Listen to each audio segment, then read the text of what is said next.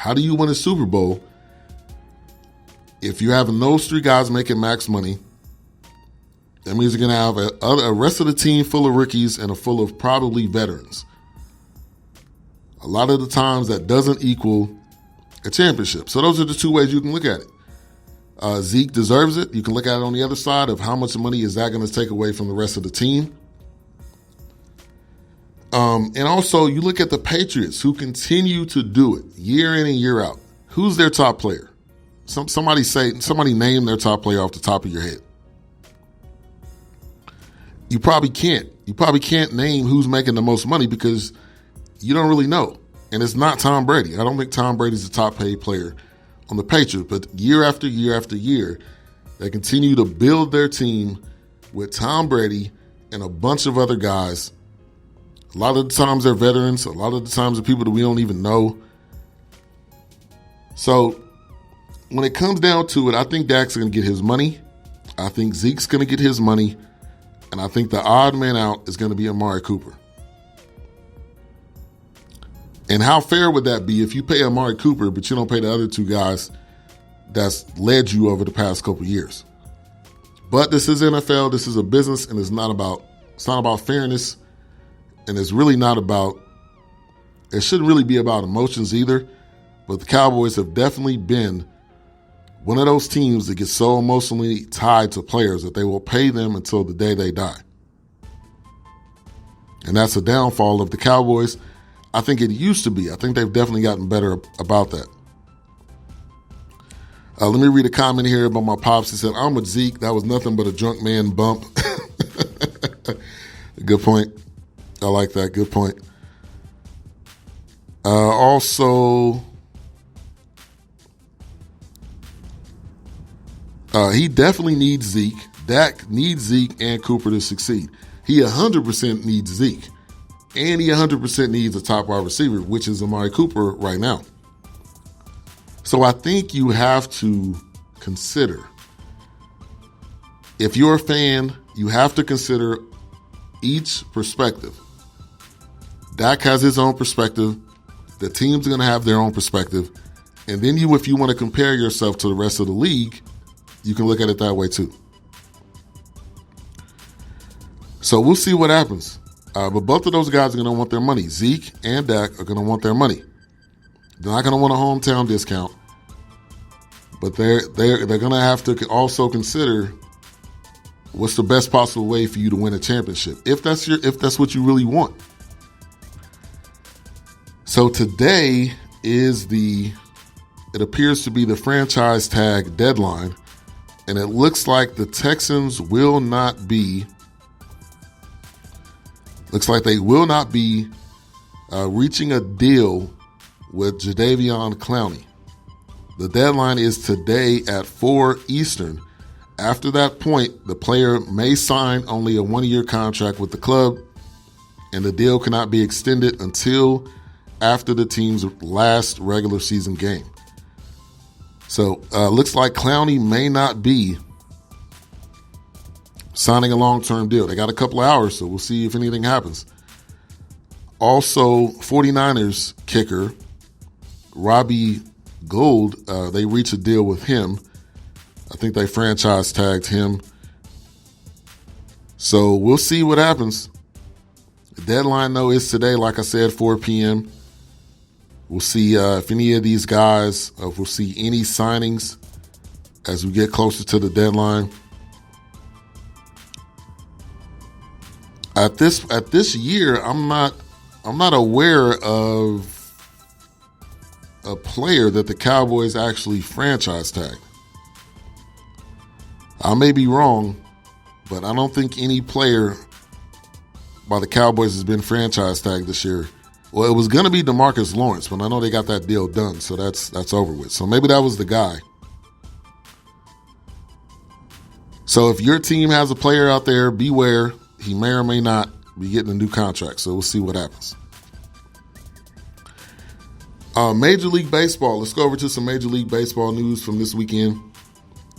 Andrew Cashner gets acquired by the Red Sox. Red Sox looking to make a push.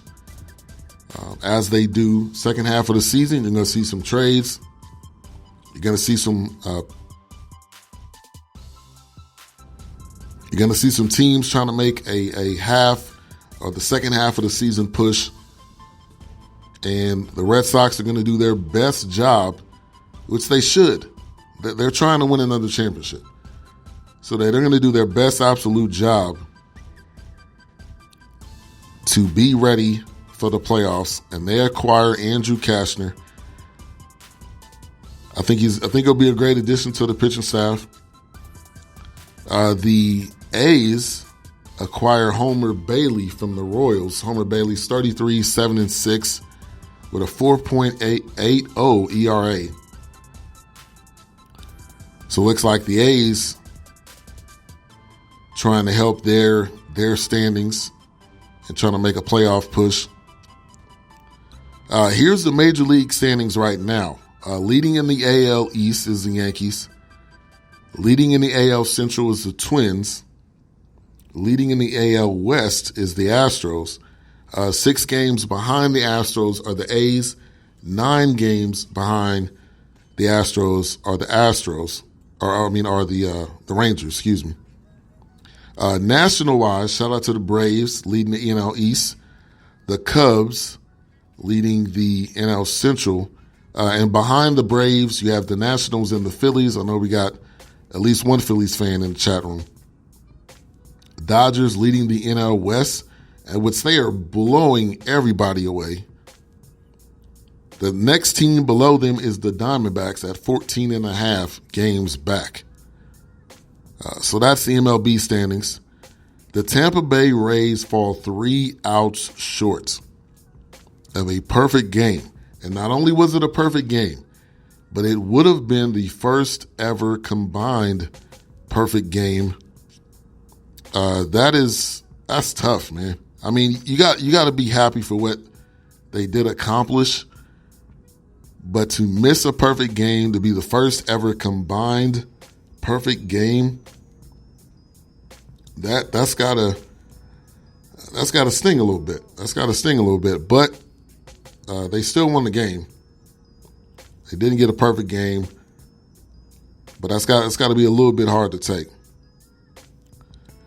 Ben BS3, you hear the mess about Tennessee may make Tannehill the QB if Mariota struggle out the gate. Crazy. Yeah, that's beyond crazy. What has Tannehill done at all in the entirety of his career? And Mariota is leaps and bounds better than Tannehill anyway. So, yeah, that's crazy. Ezekiel Elliott has privately said that he's planning a training camp holdout. What? Oh, you're right about that. That just coming across the timeline, 12:37 Bleacher Report. But Big L put it in the chat room first. I got to give him his props. Zeke has privately said he'll sit out training camp if he doesn't get a new deal. Okay, that puts a monkey wrench in all the plans right there. Because if the Cowboys' focus was to try to sign Dak first, or to try to sign Dak, you're gonna have to switch your focuses now over to Zeke. And look, holding out is very, very costly. You see what happened with Le'Veon Bell, which he did what he said he was going to do. But guess what? He didn't get that money that he thought he was going to get. So we'll see what happens with this story. But that is breaking news according to Big L, first, and according to Bleacher Report. Shout out to Mo Cheese, says, on another job, what's good? Mo Cheese working, getting his business together. Salute to you. Says, Big L so-so, the Bears, the Bulls. Yep, Zeke news on Bleacher Report. Here we go. They, like I just said, they want their money, okay? Also, what do you think of Ryan Leaf getting hired by ESPN? Yeah, I've seen that story. There's different ways you can look at this. Ryan Leaf with a comeback story, but also there's a lot of guys that are probably being overlooked as well. I wasn't a Ryan Leaf fan, but I do have to say this, just being honest. I'm a fan of the comeback story. And if this guy is doing what it takes to come back and doing what it takes to get an opportunity like this, I'm not going to hate on the guy, but I am going to say there's probably people out there that are better than him. I am going to say that. So, he looks like will be coming to ESPN as an analyst. And ESPN is getting desperate. ESPN, okay, here's the other part of this. They don't have a lot of money. You remember they fired a whole bunch of people, a year ago or 2 years ago? So they're looking for discounts. Ryan Leaf is a discount. Ryan Hollins is a discount. Stephen A. Smith is not a discount. He is getting paid the most at ESPN. But they're looking for discount bargain basement shopping for analysts. And that is a bargain basement pickup right there. Also, breaking news, Big L bringing into the chat room again, Ben Simmons, 76ers agree to 5 years, $170 million. Yes. Yes, Tiffany Sports and Hills. Wow. And again, we've all said this. This is for a guy that does not have a jumper. Now, I'm not saying that he's not going to work on his jumper in the offseason. I truly believe that he's going to work on his game. That is a lot of money, though. That's a lot of money. But when it comes down to it, this is the state of the NBA now. This is the state of the NBA. He is still a star player, but is he worth that much? Is he worth that much? My first response would be no. But I'll come back around and say, is any player truly worth that much besides the top tier athletes, LeBron, KD, Kyrie, Kawhi? I mean, there's a short list of people that are really worth that. Get your money, Ben Simmons. Get your money, says Kevin said. I don't have a jumper. Can I get $170 million? I agree. We can split it. Like, I will split that with you, Kev, for real. Both of our jumpers combined is not that great. And we can split that money. Not just a jumper, but attempt a jump shot outside of 5 feet. And we'll see what the 76ers does this year. You don't have a Toronto Raptors in the mix. The Celtics could possibly be in the mix, but this is the 76ers conference. You have a team as in the Bucks that pretty much have the same squad besides Malcolm Brogdon, so that they are missing that. But 76ers should be in the Eastern Conference Finals. I thought they were going to make it to the NBA championship, to make it for a chance to win it. That was my call. I was wrong, but they were one shot away, a couple plays away, with Kawhi hitting that magic jumper that bounced around the rim. But Ben Simmons is getting paid. And he's not going to turn it down. Nobody's going to turn down that type of contract. Also, the Cleveland Cavaliers are expected to waive J.R. Smith bearing a last-minute trade, and he is supposedly immediately going to go over to the Lakers. Is J.R. Smith a good pickup for the Lakers? I want Lakers fans to answer that question. Is he a good pickup for you guys?